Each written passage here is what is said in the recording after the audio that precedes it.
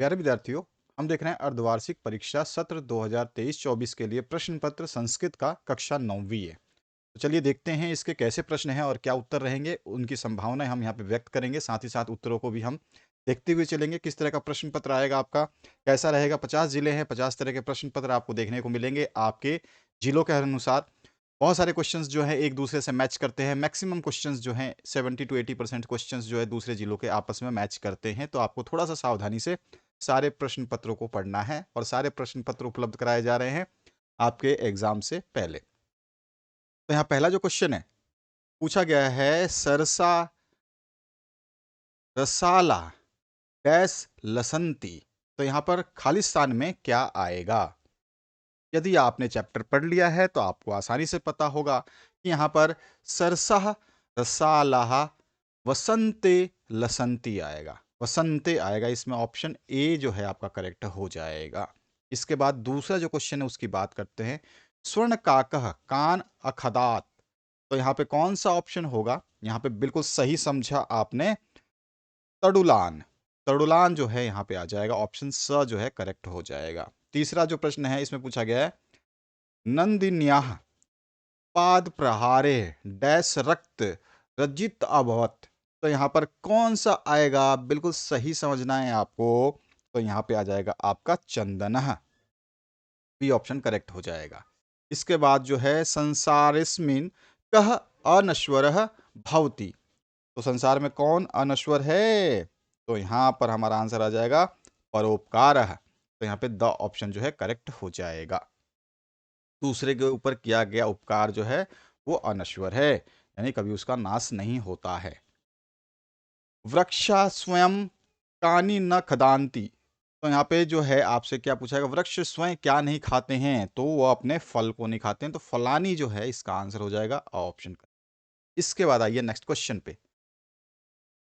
कह तंद्रालु भवती। कह तंद्रावली भवती। तो यहाँ पे कह की जगह आएगा बालह तंद्रावलु भवती। तो यहाँ पे जो है सा ऑप्शन करेक्ट हो जाएगा। इसमें अगला जो प्रश्न है इसमें पूछा गया है, अशस्त्र डैश आसीत। तो अशस्त्र डैश आसीत कौन होगा इसमें। तो इसमें देखिए मिसप्रिंट है। यहाँ पर जो है नकुल दे रखा है, भीमसेन युधिष्ठिर उत्तर दे रखा है। यहाँ पर क्या होना चाहिए था, अभिमन्यु होना चाहिए था ऑप्शन में, जो कि अभिमन्यु यहाँ पे ऑप्शन में नहीं है। ठीक है, तो यहाँ पर मिसप्रिंट हो सकता है। अर्धवार्षिक पेपर में हमेशा मिसप्रिंट देखे जाते हैं। नॉन बोर्ड के परीक्षाओं में हमेशा मिसप्रिंट देखे जाते हैं। कोई ना कोई एक आधा क्वेश्चन मिसप्रिंट आ ही जाता है, कई बार नहीं भी आता है, लेकिन मिसप्रिंट होने के चांसेस रहते हैं।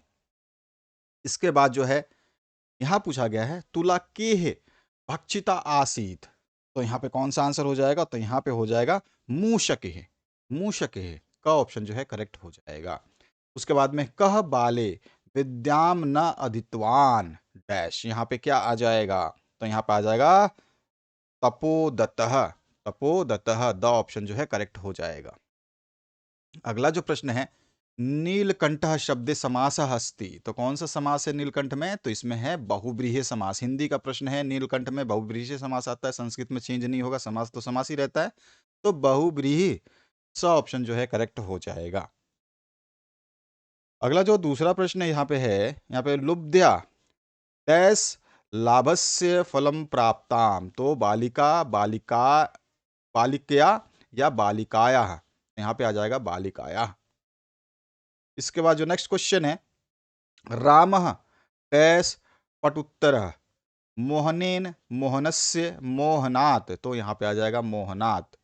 इसके बाद जो है नेक्स्ट क्वेश्चन उसकी बात करते हैं। क भाग को ख भाग से हमें जो है मिलाना है, उचित मिलाप करना है। तो यहाँ पर सबसे पहले जो आपको समझ में आता है उसको आपको समझना है। तो तटे तीरे, तटे तीरे नदी तटे तीरे याद आ गया होगा आपको। तो नदी तटे तीरे ये वाला आप मिला दोगे। ठीक है, इसके अलावा पवन क्या हो जाएगा, पवन समीर एक ही चीज है। ठीक है, तो पवन समीर से मिला दोगे तो दो तो ऐसे सीधे खत्म हो गया। अब बचा आम्रम और भ्रमराणम। तो यहाँ पे भ्रमराणम में आ जाएगा आपका अलीनाम। क्या आ जाएगा, अलीनाम। फिर बचा हुआ अपने आप आ जाएगा आम्रम में आ जाएगा रसालह। तो ये आपका ऑप्शन हो गया मैच। ठीक है, अब आपने सामने लिख दोगे ब्रह्मराणम जो है आपका प्रणाम, इसके सामने क्या लिखोगे? ब्रह्मराणाम के सामने अली नाम लिख दोगे आपके आंसर बुक में। पवनः के सामने लिखोगे समीर है, आम्रम के सामने लिखोगे रसाल है, और तटे के सामने लिखोगे तीर है। तो इस तरह से आपका आंसर हो जाएगा कंप्लीट। चौथा प्रश्न देखते हैं। यहाँ पे पद जो लिखे हैं इसका संधि विच्छेद करके संधि का नाम लिखना है आपको। देवालय और रमेशा दोनों का संधि विच्छेद आप आसानी से कर सकते हैं। यहाँ पे पदाना का समास विग्रह करना है, इसका समास प्रतिवारम का और कृष्ण काकः का आपको जो है समास विग्रह कर देना है। निम्नांकित पद प्रत्यय लिखना है इसमें, प्रत्यय, और आपका देखो उपसर्ग और प्रत्यय दोनों में से कोई भी पूछ सकता है, तो आपको उपसर्ग और प्रत्यय में से कुछ भी पूछा जाएगा। अब यहाँ पे जो है आपसे क्या पूछा गया है, गद्यांश का हिंदी भाषा में अनुवाद करना है। ये जो गद्यांश दिया गया है इसका आपको हिंदी भाषा में अनुवाद कर देना है। तो ये हिंदी भाषा में आपको अनुवाद हमेशा आता है, पूछा जाता है, और आपको आना भी चाहिए। ठीक है, तो इसका गद्यांश का जो यहाँ पे देखिए प्रतिनिवृत्ति वाला ये आपका गद्यांश दिया गया। इसमें क्या हुआ था, वापस लौटते समय सोने के कौवे ने कमरे के अंदर से 3 पेटियां संदूक उसके सामने रख दी। याद आ गया आपको कहानी? तो स्वर्ण काक ने जो है वापस लौटते समय जो लड़की थी उसके सामने, तो वापस लौटते समय सोने के कौवे ने कमरे के अंदर से 3 पेटियां जो उसने रख दी उसके सामने रख दी। संदूक जिसे बोल सकते हैं, संदूक उसके सामने रख दी। उस लड़की जो कि लालची लड़की थी, क्यों, लोभाविष्टा थी ना, तो वो लड़की, उस लड़की लालची लड़की ने सबसे बड़ी पेटी या संदूक ले ली, और घर जाकर वह व्याकुल हो करके जब संदूक को खोलती है, ठीक है, घर जाकर के जब वो व्याकुल होकर संदूक को खोलती है, तो उसे एक भयानक सांप जो है देखने को मिलता है। उसमें भयानक काला सांप जो है, जब वो लड़की संदूक खोलती है तो उसे भयानक काला सांप दिखाई देता है। तो ये इसका हो गया हिंदी अनुवाद। अथवा में है अस्ति हिमवान वाला। अब इसका भी हमें हिंदी अनुवाद करना है। ठीक है, तो यहां पर देखिए सब प्रकार के रत्न जो है, यहाँ पर देखिए रत्नों की बात हो रही है। सर्व रत्न भूमि नगेंद्र, तो सब प्रकार के रत्नों का स्थान हिमालय नामक पर्वतराज है। ठीक है, उसके शिखर पर कंजनपुर नामक नगर सुशोभित था। ठीक है, तत्र वहां कोई जिमूत केतु नामक शोभा संपन्न विद्वान का स्वामी जो है रहता था। शोभा संपन्न विद्वान स्वामी रहता था। उसके गृह उद्यान यानी कि उसके बाग में वंश परंपरा से रक्षित एक जो है कल्प वृक्ष था। क्या था? कल्प वृक्ष था। उसके बाग में वंश परंपरा से रक्षित कल्प वृक्ष था। उस राजा जिमूत केतु ने उस कल्प तरु या कल्प वृक्ष की आराधना के करके उसकी कृपा से उसे जो है बोधित्व के अंश के उत्पन्न जीमूत वाहन का पुत्र नामक जो है उसको प्राप्त हुआ। उसके किससे? अब ध्यान रखिए, उस राजा ने जो है जीमूत केतु ने उस कल्प तरु वृक्ष की आराधना करके उसकी कृपा से जो है उसने जिमूत वाहन नामक पुत्र को प्राप्त किया। बस ये है इसका आपका आंसर हिंदी में। अगला जो है श्लोक का हिंदी में अनुवाद करना है। तो यहाँ पे प्रिवाक्यान प्रदानेन सर्वे तुष्यंती जंतव, यहाँ पर क्या बोल रहा है, प्रिय वाक्य यानी अच्छे वाक्य बोलने से सभी जीव जो है संतुष्ट हो जाते हैं। हमें हिंदी में ही अनुवाद करना है इसका। ठीक है, तो प्रिय वाक्य बोलने से सभी जीव संतुष्ट हो जाते हैं। अतः अतः प्रिय वचन या प्रिय वाक्य ही बोलने चाहिए। ऐसे वचन बोलने से कंजूसी कैसी, दरिद्रता कैसी। ठीक है, कंजूसी कैसी। अथवा में जो पार्ट है यहाँ पे देखो, बहती मंद मंद सनीरे सनीरे, तो यहाँ पे क्या है, बोल रहा है कि लताओं से घिरे हुए तट पर जल बिंदुओं से युक्त वायु के मंद मंद बहने पर फूलों से झुकी हुई मधु माधवी लता को देखकर सरस्वती नवीन वीणा बजाओ, नवीन वीणा बजाओ। बस ये है इसका हिंदी अनुवाद। अब आते हैं आगे। यहाँ पे पंच यानी कि 5 प्रश्नों के उत्तर देने हैं आपको ना। क्रम पूर्वक लिखना है आपको, क्रम पूर्वक, यानी कि ये आगे पीछे है तो पहले कौन सा क्रम आएगा, दूसरा क्रम कौन सा होगा, ये आपको बताना है। तो क्रम आपका जो है सही होना चाहिए। अगर हम बात करें घटे जलम, सबसे पहले हम बता देंगे एक पिपासित काका आसीत, एक प्यासा कौस, एक कौवा जो है प्यासा था, ये आएगा आपका पहले नंबर पे। ठीक है, ये आएगा पहले नंबर पे। इसके बाद कौन सा आएगा, हमारा आएगा स वने एकम घटम अपश्यत, उसने वन में एक घड़ा देखा, ये हमारा दूसरा नंबर पे आ जाएगा।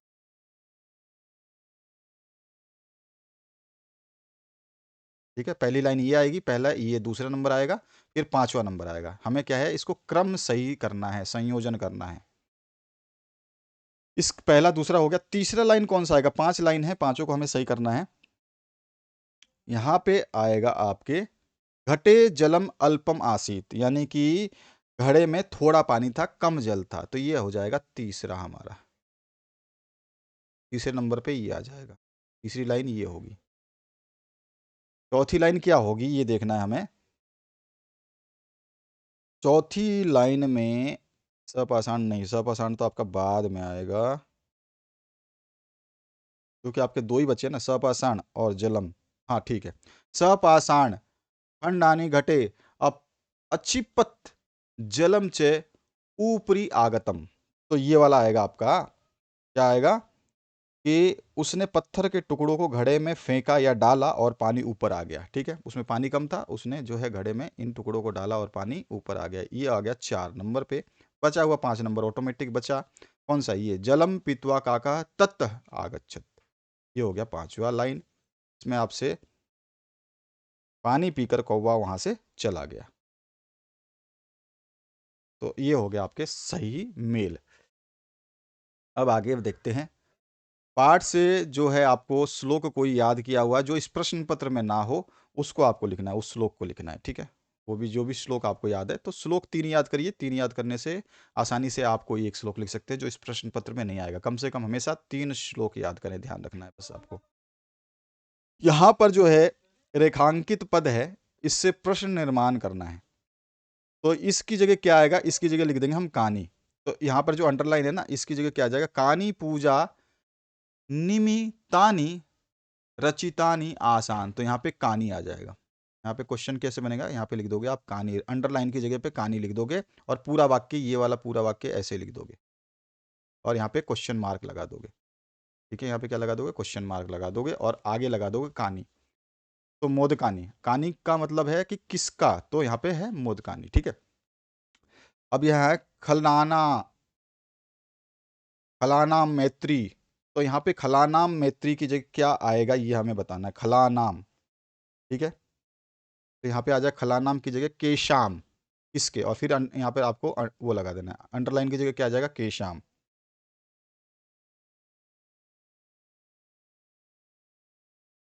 ठीक है, अब यहाँ पे ग्रामीण निर्धना स्त्री, अब निर्धना स्त्री की जगह क्या आएगा ये आपको बताना है। निर्धना की जगह यहाँ आ जाएगा, यहाँ पर पूरा का पूरा, इस पूरी लाइन की जगह क्या आ जाएगा, का आ जाएगा, का, और यहाँ पे क्या लग जाएगा, क्वेश्चन मार्क।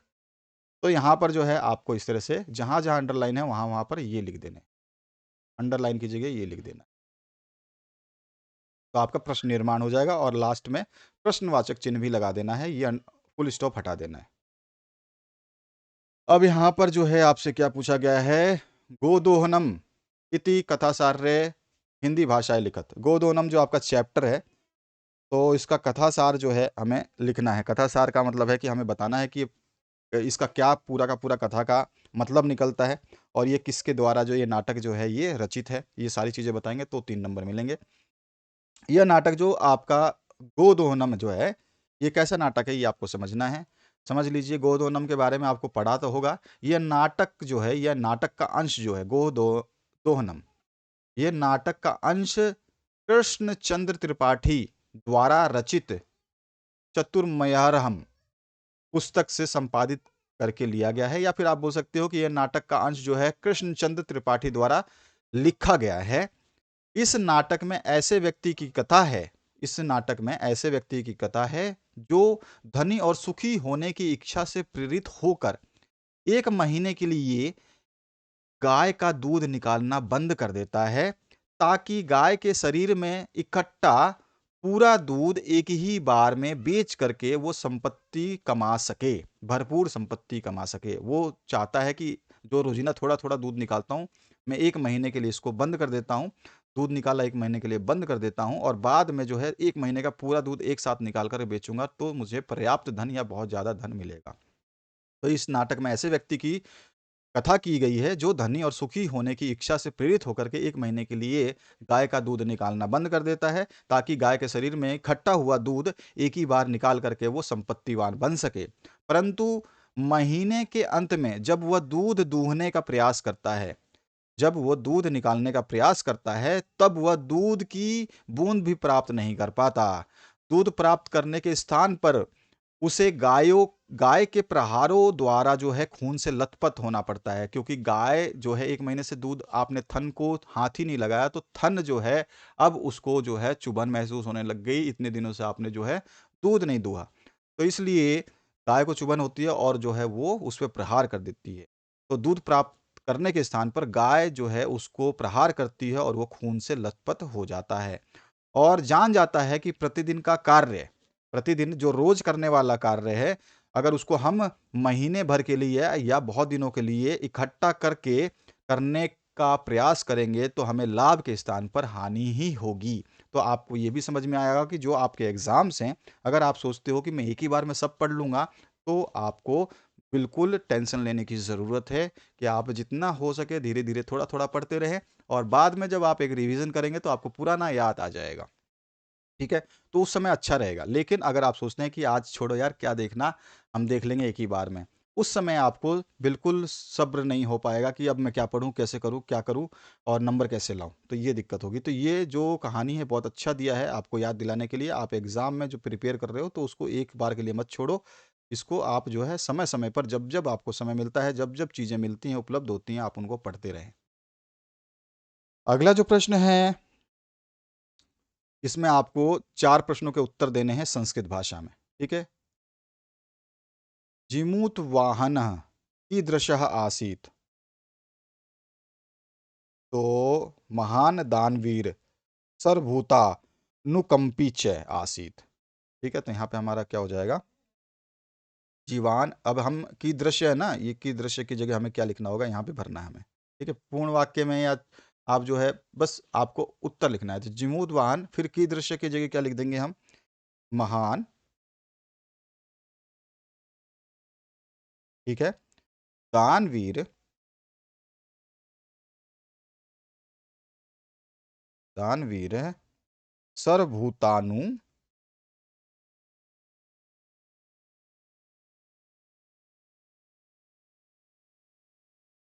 कंपी च आसीत।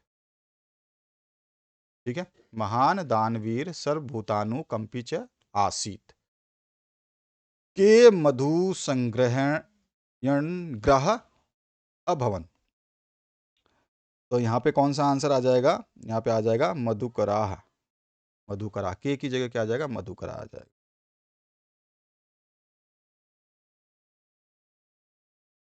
मधुकराह। हंसेषु गतेषु केशान हानि भवति। हंसों के चले जाने से किसको हानि होती है? तो आंसर क्या हो जाएगा?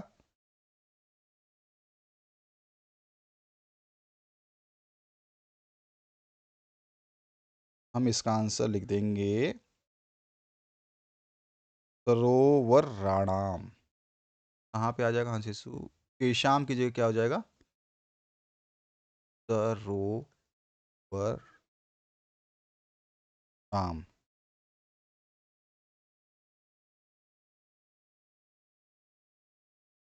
यानी कि सरोवर की हानि होती है। अब यहाँ पे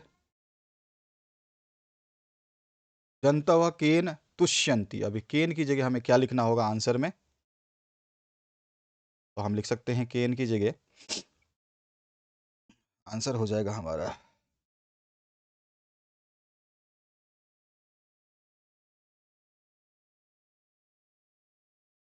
केन तुष्यन्ति, तो जंतव सर्वे सर्वे जंतव्य, या जंतव्य है तो सर्वे क्यों लिखना, हमारे को जो सर्वे दिया ही नहीं है तो हम छोड़ सकते हैं इसको।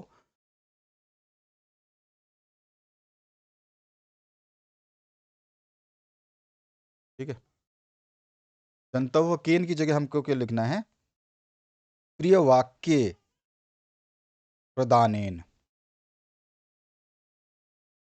प्रिय वाक्येन प्रदानेन,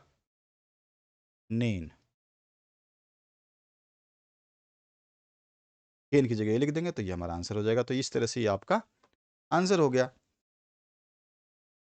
अब जो है आप 9वीं कक्षा के राजेश हैं, आपके अपने प्रधानाचार्य को अवकाश के लिए प्रार्थना पत्र लिखना है।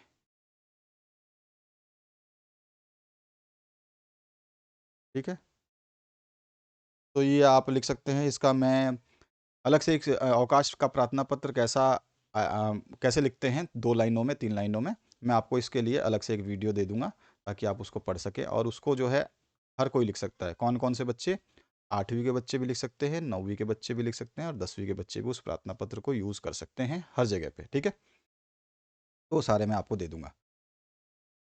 यहाँ पे आपको एक मंजूषा दी गई है। इस मंजूषा की सहायता से आपको विद्याय महत्वम विषय का जो है आपको छोटा सा जो है क्या लिखना है, कुछ लाइन लिखना है, वर्णन करना है। ठीक है, तो पहले हम धनम का उपयोग कर लेंगे, पापम का, फिर भवती का, फिर विनियम का, पात्रात्म का, और उसके बाद आपका प्राप्नोति, सुंदर और संचयन, इन सभी का प्रयोग करके जो हम लिख सकते हैं।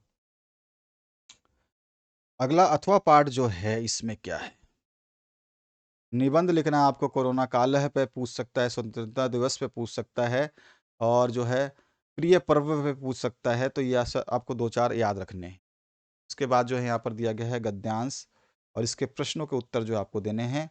गद्यांश का उचित शीर्षक क्या होगा, संस्कृत भाषाएं महत्व। ठीक है, उपयुक्त गद्यांश का समुचित शीर्षक क्या होगा, इसमें संस्कृत भाषा के बारे में बताया गया है। एक पद में उत्तर देना है, संसार से प्राचीनतम भाषा प्रसिद्ध भाषा का अस्तित्व संस्कृत भाषा। ठीक है, इसमें आ जाएगा संस्कृत भाषा। संस्कृत भाषाया प्राचीनतम रूपम कुत्र विद्यते, तो यहाँ पे आ जाएगा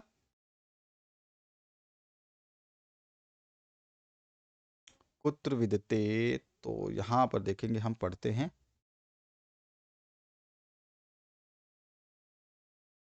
ये रहा, वेदेशु संस्कृत भाषा है प्राचीन रूपम विद्यते। जो आपका अ, वेद है उनके अंदर मिलता है, तो यहाँ पे आपका वेदेशु आ जाएगा। इसके बाद जो है कस्य भाषाया संस्कृत भाषा प्राचीनतम अस्सी, प्राचीनतम भाषा कौन सी है, तो हम संसार से प्राचीनतम भाषा जो है वो कौन सी है, संस्कृत भाषा। फिर से आपका आंसर आ जाएगा। महाभारत से रचनाकार का अस्ति वेद व्यास से। ठीक है, ये रहा महाभारत, रामायण के वाल्मीकि है, तो यहाँ पे ये आंसर हो जाएगा। संस्कृत भाषा है, संस्कृत भाषाया अमूल्य रत्नानि कानि संति, अमूल्य रत्नानि कानि संति।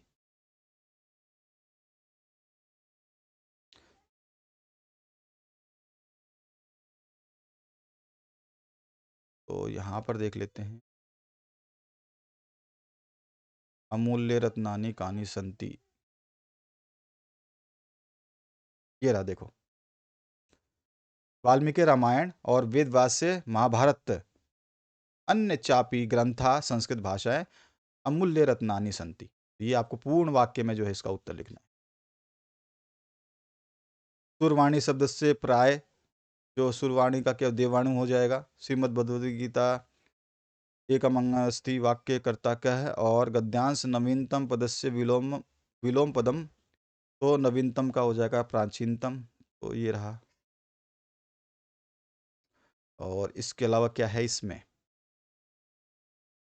यहाँ पे वाक्य हैं, इसमें से कोई भी 5 का जो है संस्कृत भाषा में अनुवाद करना है। यहाँ पे आपको दिए गए हैं 6 में से कोई भी 5 कर देने हैं। बहुत ही सरल सरल वाक्य है, आपको स्कूल में बहुत कराया गया हो, बहुत प्रैक्टिस करी होगी, तो आप इसको कर सकते हैं। तो इस तरह का प्रश्न पत्र है जो आपके अर्धवार्षिक का है। अगला पेपर हम देखेंगे बाद में। ये पेपर जो है, इससे पहले मैंने आपको एक विज्ञान का, सामाजिक विज्ञान का पेपर करवा दिया है अर्धवार्षिक का। ये आप संस्कृत का देख रहे हैं। अगला हमारा जो दूसरा पेपर होगा उसको हम अपलोड करेंगे। और 3D एनिमेशन में आपका फ्रांसीसी क्रांति का चैप्टर अपलोड कर दिया गया है। नोटिफिकेशन आपको मिल जाएगी अगर आप सब्सक्राइब करके बेल के आइकन दबा रखते हैं, तो आपको नोटिफिकेशन हर चीज़ की मिलती रहेंगी। आप उनको देख सकते हैं और अपनी तैयारी को बढ़िया कर सकते हैं, बेहतरीन कर सकते हैं। Thank you very much, have a good day.